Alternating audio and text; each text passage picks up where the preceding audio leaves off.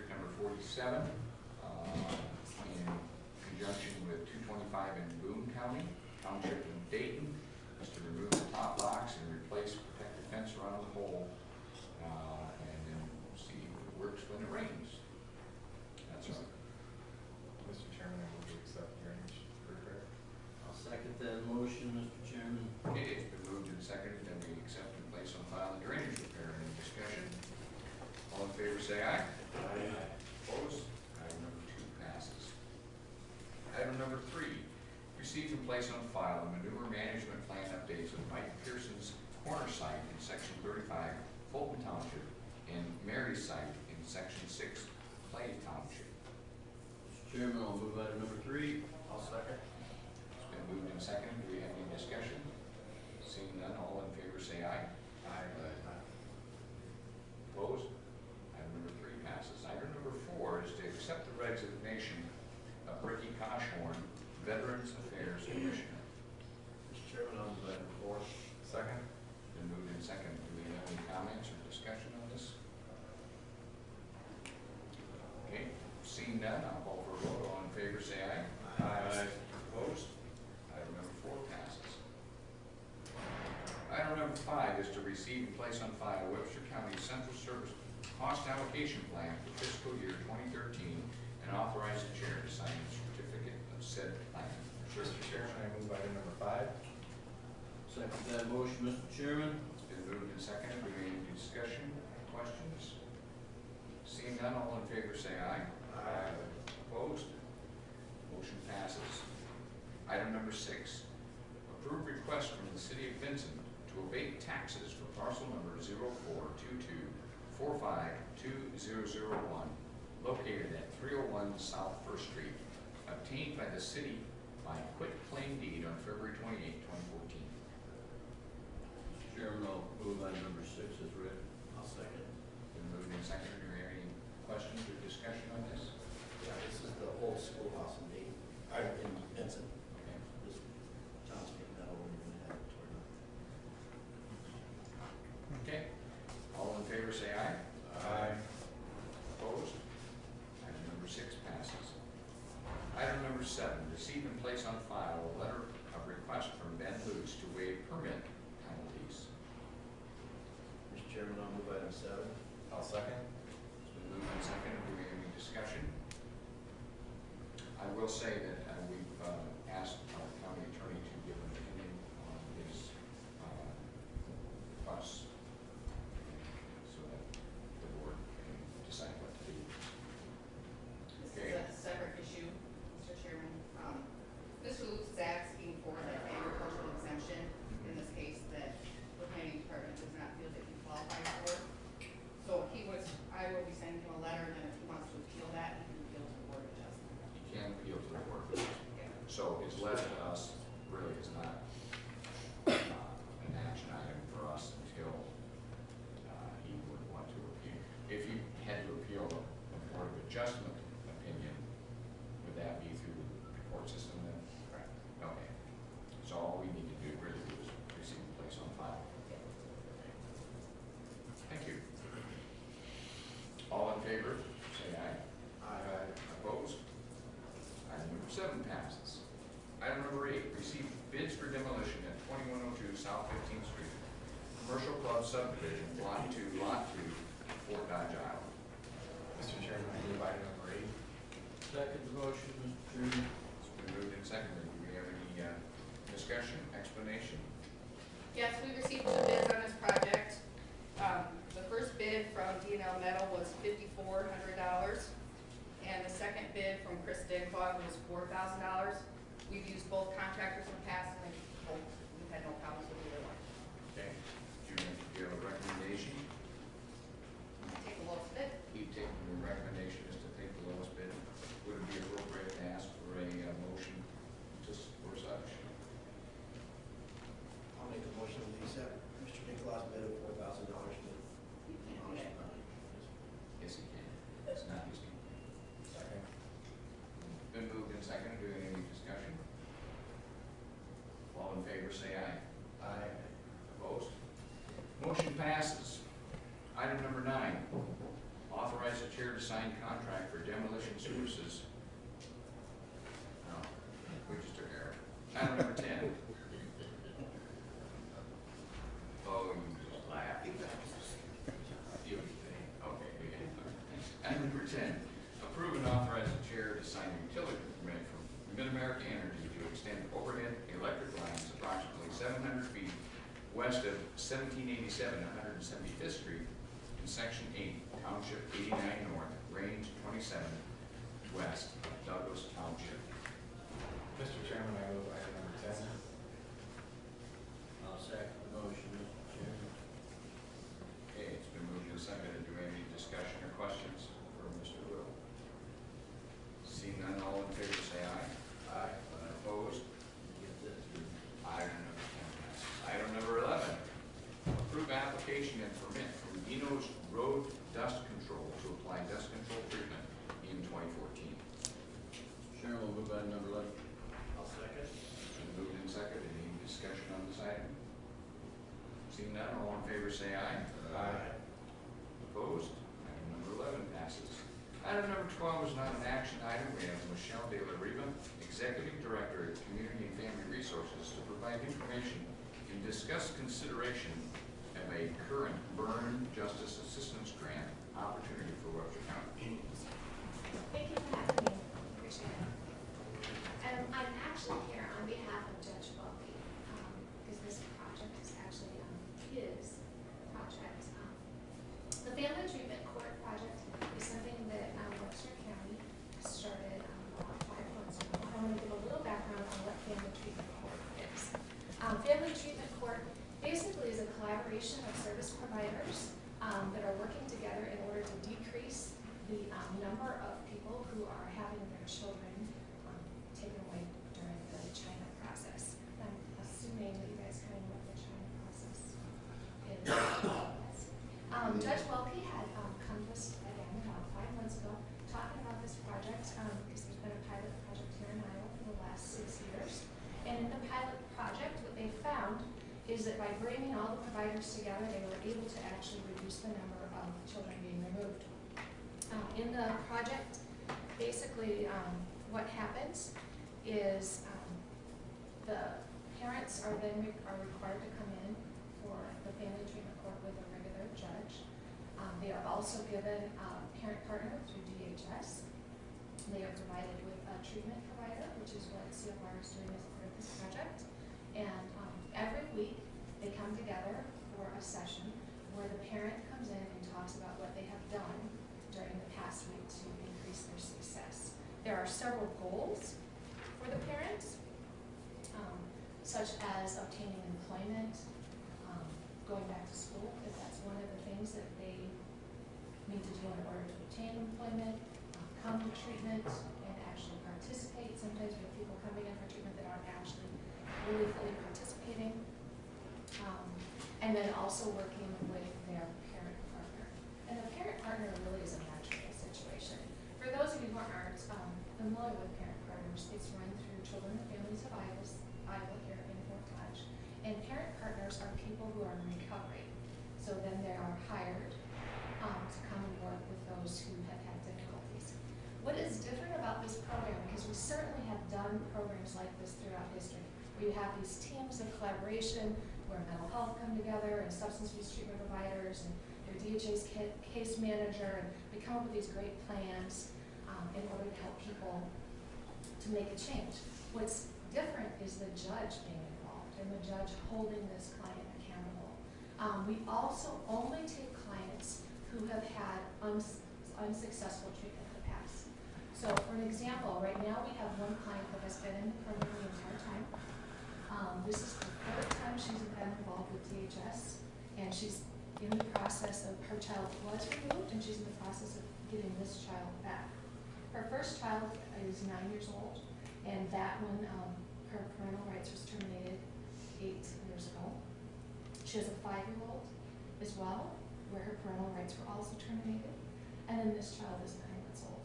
For the first time, this young lady has found some success where she is working. She hasn't worked in probably the entire 9 years for huge thing. When we went to the meeting on economic development, I know most of you were there, the one thing that economist told us was in order to boost your economies, you have to have people working, continually working and working for a long period of time. So it's very exciting to see her working. She went back to school and got her GED. She also is having unsupervised visitation with her child, and she's really excited about the possibility of actually parenting this time. So this program really helps the whole county by getting people back in shape for work. With the pilot projects that they've done throughout Iowa, what they have estimated is that they've saved $4.5 million through those pilot projects by reducing out-of-home placements, reducing jail time, reducing caregiver fees, things like that. So it's a very successful program. Right now, the program is being funded solely through people just volunteering their time. So all the agencies are coming together. They use their 2 hours a week to come to court. If you have the opportunity to come down and sit in, you can ask the judge. But he's certainly welcome to see what the process looks like.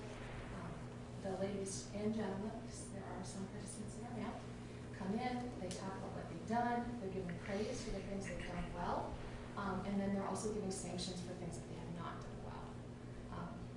And it's a total public forum, so all of the providers are there and all of the participants are there. What we're looking for with this Burn JAG grant application is an actual way to fund the services. Or actually the program. It has nothing to do with the services because the services are funded.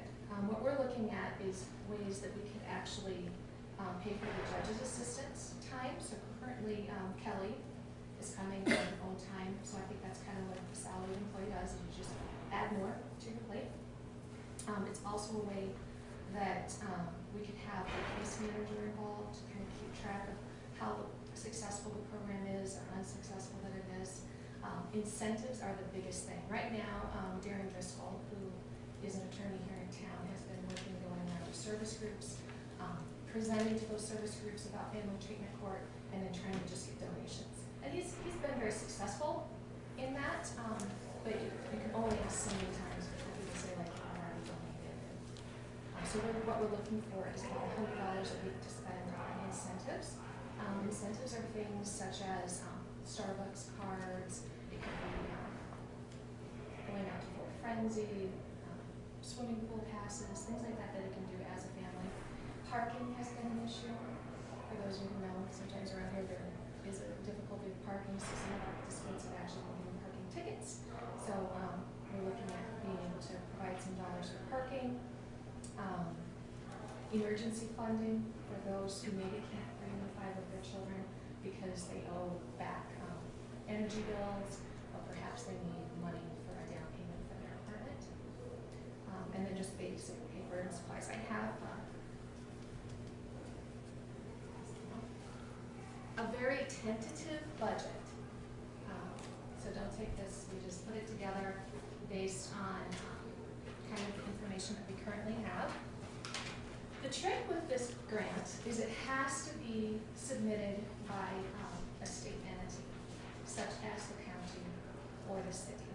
So CFR, our part would be that we would be more than willing to write the grant, but it would have to be submitted by the county, and it also would have to be regulated by the county. So your auditor was one person that we put into the grant tentatively, because they would then be the fiscal manager, and we need to kind of keep track of the expenses. The other part that's a little tricky is there has to be a cash match. And 25% of your budget has to be cash. So what we would be looking for is for the county to provide that cash match for this particular grant. And looking at the budget we have, it's about a $30,000 budget, so the cash match would be $7,465. I know currently you guys have some Sunday liquor sales dollars. I'm not sure if that could be put into this grant or not. So that would be something that you guys would have to look into if you were interested in assisting with this particular grant. What's your time frame? This grant is due April 7th. So we would need to know if you were interested in, technically you guys would be writing for the grant, we would do the actual writing. We would need a person on your board that we could work with in order to get the budget put together correctly. All of the treatment part, we certainly do that on our own.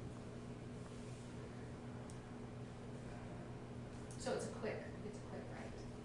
There is over $1 million in the burn drain grant fund. So what we're asking for is very small, so we're pretty optimistic that we'd be able to receive the grants. We've received it before, so that might be an issue. It shouldn't be. It depends on what type of grant you have. Used it for what? Jim, was it law enforcement? Right, we have, How many years? we've used it for several years. Okay. Currently, we're on, it runs a little bit behind, we're on the 13 grant.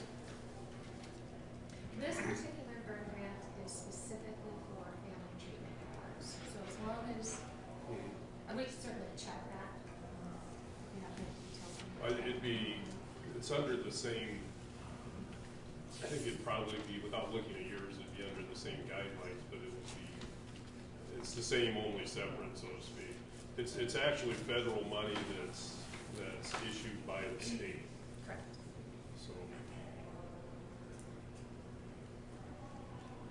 And today we're just accepting this, we're not making any action on it. Do you guys have any other questions? Thanks.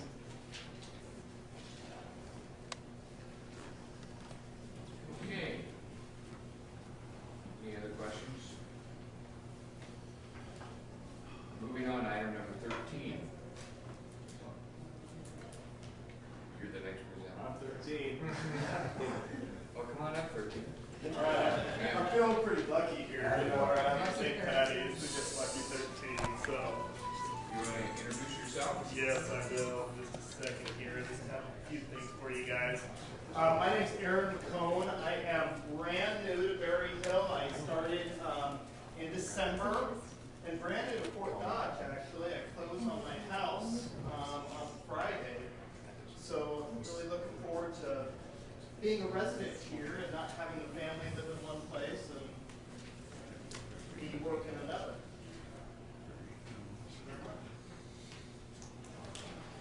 Thank you.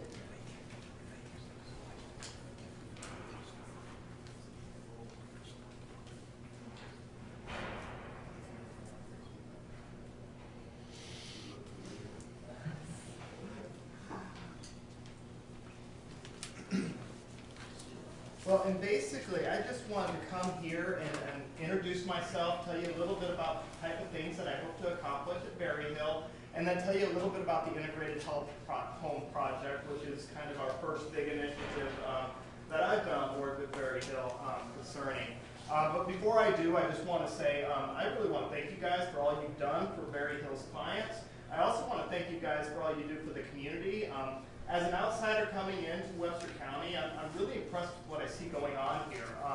Seems like it's really growing. A lot of jobs are coming. I was in church just last week, and there must have been about 10 new families there. So it's really growing community. So thank you for your service. As I said before, my name's Aaron McCone. I'm the new executive director at Berry Hill, and oftentimes people ask me how I got into this business. And I usually give a standard answer that when I was in 3rd grade, the teacher asked us what we wanted to be when we grow up. And my buddy to the left of me said he wanted to be in Major League Baseball. My buddy to the right of me said he wanted to be in the NFL. And I said I wanted to be a behavioral health administrator when I grow up. That's not exactly how it occurred. It actually kind of occurred by accident, as careers do oftentimes. But when I was in college, I started working for a group home company, working with people with intellectual disabilities. Just loved it. Got an opportunity to work in chemical dependency at Minnesota Teen Challenge. Really enjoyed that too. And then in 2004, my wife and I decided we would return to Iowa and return to our roots. We were in the Twin Cities before that. And I got a job with Season Center for Behavioral Health. It's actually a county case manager. 4 Northwest Iowa counties decided to subcontract that service out to Season Center. So I actually got my taste of that early on. And I just had a lot of opportunities at Season Center. In 2010, I became the director of operations there, which basically meant I was over all the internal affairs that happened there. And we were just very fortunate to see a lot of growth happen. We went from having 7 locations to having 10 locations. We went from serving 3,500 people to serving 4,700 people in a given year, an operating budget of 3.8 to 5.6 million, and 48 employees to 74 employees. So we just were fortunate to see a lot of growth, and there was a lot of good work that happened there. And I hope that that we can have kind of that kind of success here at Berryhill as well. A little bit about things that I want to accomplish at Berryhill. I basically have 3 things in terms of my strategy, and this is page 2 of your handout. There's basically 3 major things. First, I want to provide services in a more integrated fashion. It's my understanding that Berryhill historically has done really, really good work, but it's kind of been more siloed and hasn't maybe had the same level of communication and coordination with other community providers that maybe we could have. So that's something that's very important to me. So, so we're working on different projects right now to try to reach out and serve in partnership with other areas. One of which has been we are now providing emergency psychiatric consults in the emergency department over at Trinity, so that ER physician, when he has someone with a mental health diagnosis, can get a quick consult from a psychiatrist via telehealth that way. So that's been very helpful. It's also helped us ensure that only those who really need that inpatient level of services are getting it, and those who can be supported in a more cost-effective way don't necessarily need to get transported out of our region to an inpatient unit. So that's been a good thing. We're also looking at some partnerships with Radners, CFR, Hope Haven, and Friendship Haven. So you know, it's a little early to kind of talk about those things, but we are trying to meet anyone we can and trying to see if there's ways that we can support them, maybe bring services on site, maybe look at partnering to help people who are in an emergency situation and to help get those situations resolved well. So, so integration is kind of the first thing on my strategic vision. The second is access to services. When I came to Berryhill, the first thing I did is I walked up and I found out, well, how far would it take if I'm a new patient to get a psychiatric evaluation? And I was told that we were 68 days out for a new patient psychiatric evaluation. And if you know anything about mental health services, oftentimes an individual takes about 6 months to even pick up the phone and ask for help. So the last thing you want to do is tell them, we'll get to you in 2.5 months. So by signing 2 contracts with telehealth physicians and hiring a new psychiatrist, we were able to take that from 68 days out to 3 days out. So we are currently 3 days out for a new psych evaluation, and we have more than doubled our psychiatric availability. So that's been a plus. We realized that if we want to be successful in integrating services with our partners in the community, that we need to also hold up our end of the rope and be available to those community partners to serve people well. So access to services is the second thing on my strategic vision. And then the third would be, I just think that as a community mental health center, Berryhill needs to serve all ages. And right now, I don't think we're maybe doing enough for the youth in our community. I did some statistical research, and I found out that 100% of the adults that we're currently serving used to be children. You know, I took stats in college. I went to Iowa State, so. But sorry, Bob. But so well too, Eric. I love Iowa State. I really do. But right now, we serve about 3,500 patients. Only about 500 of them are under the age of 18, which is great for those 500 that we're serving, but I just think there's more that we could do. Again, at my previous employer, we served about 40% of our caseloads were under the age of 18. We started up programs to try to help those kids. We started up in-home services, psychological testing, especially for people with autism, and a variety of other services that I just think that Berryhill needs to kind of start looking at a little bit, and my board's very on board with that as well. Now this is a process, you know, Rome wasn't built in a day, but that's kind of where we hope to go. So is there any questions about either who I am or kind of our strategy or our goals?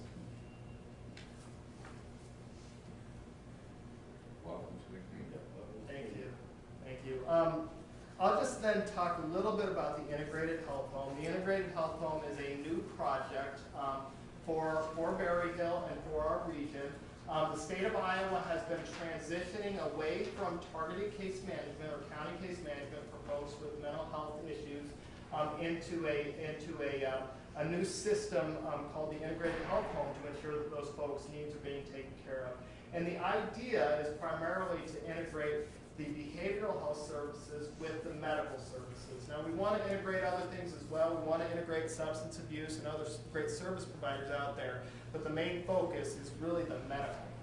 And the reason why this is being pushed is because it's an alarming statistics that folks with severe persistent mental illness on average die 25 to 30 years younger than the rest of us. So that means that all the folks in here that are age 50 and above, and I won't ask you to raise hands, that would be your life expectancy if you had one of these diagnoses. And the primary reason for that is not because of suicide.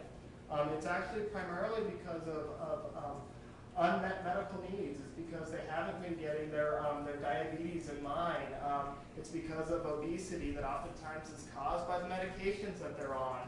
So there's a lot of other risk factors that we really need to look out for. We need to try to integrate. Now, I'll be the first to tell you the Integrated Health Home is not going to solve the problem on its own anyway. I hope it's an extra tool that we can use to serve folks a little differently. But for me to tell you that we have the solution right here would be pretty naive. But in the Integrated Health Home, we're going to have a team that wraps itself around each client.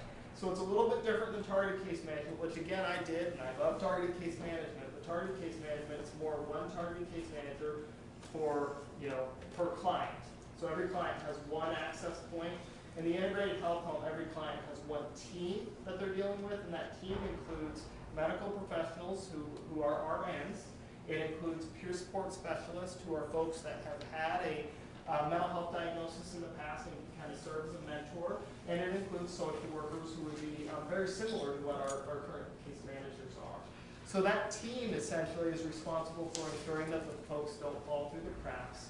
And that team is also incentivized based on how well the individual, how healthy the individual is. So there's certain performance measures, and we are basically paid on those performance measures being reached. So it's very much a pay for results as opposed to a pay for the number of visits or something like that. So that's a little bit about the Integrated Health Home. We've met with Ken and with Joan and the good folks here at Webster County, and we're devising a strategy to ensure that folks aren't, that no one's dropped off in the process of this transition and things happen as smoothly as we can. This program is starting up April 1. It is supported by Magellan, so it's not, there's no county funding necessarily that's responsible. And we are accepting referrals right now, so we can kind of get started and make sure that folks aren't falling through the cracks. So that's kind of all I have to share with you today, but I'm open to any questions you guys may have. Yes. The answer might be very obvious, however, I would again be interested in your answer. We have quite often our deputies that will assist by taking someone out to maternity or out to Eagle Point. They may spend an awful lot of time out there until that individual is taken care of, and quite often it has to do with some mental issues.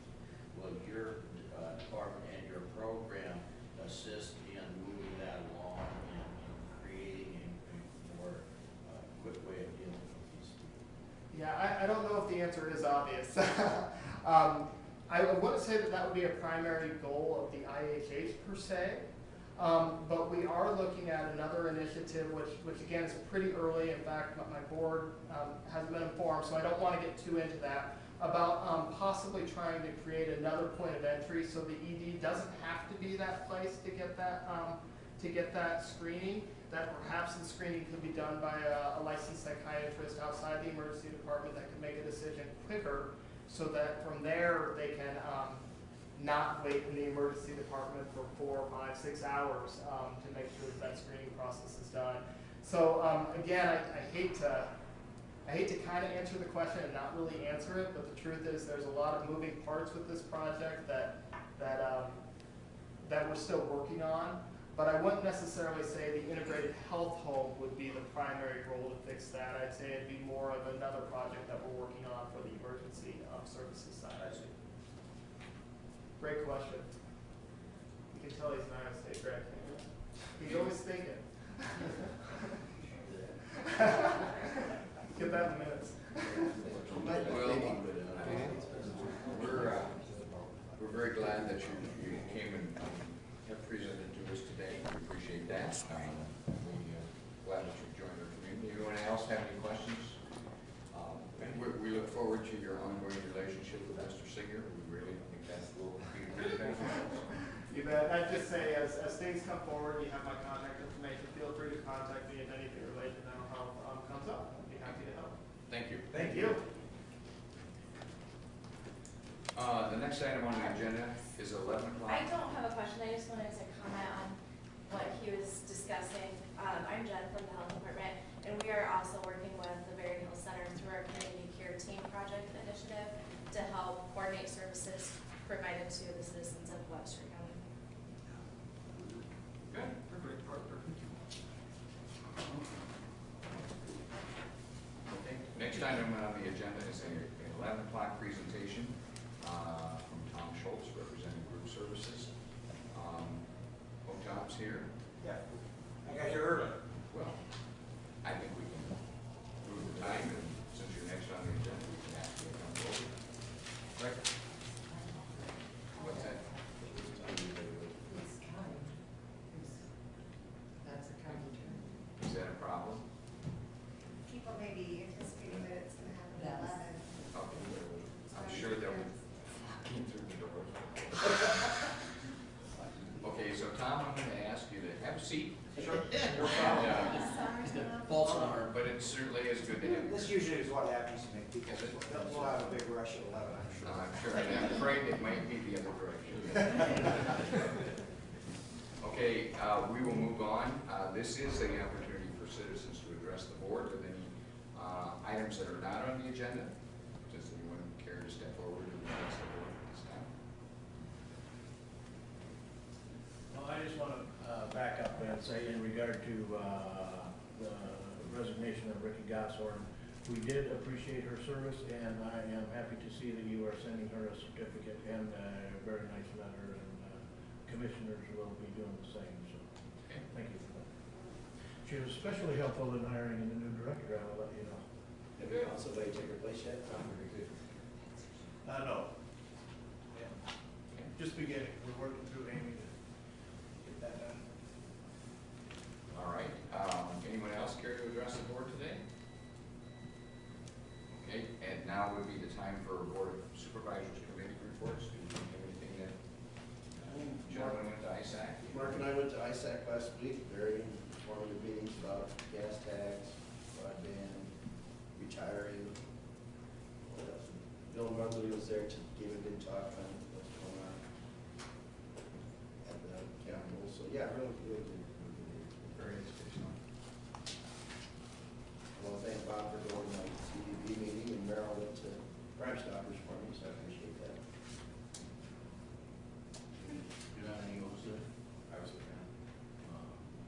Somebody need to get no, we worked very hard while they were gone, and carried the ball, and you'll be relieved to know that things went smoothly while they were gone. That's all. Thanks, Bob.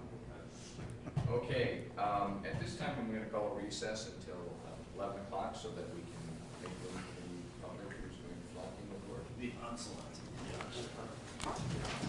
Okay, thanks for coming today, everyone.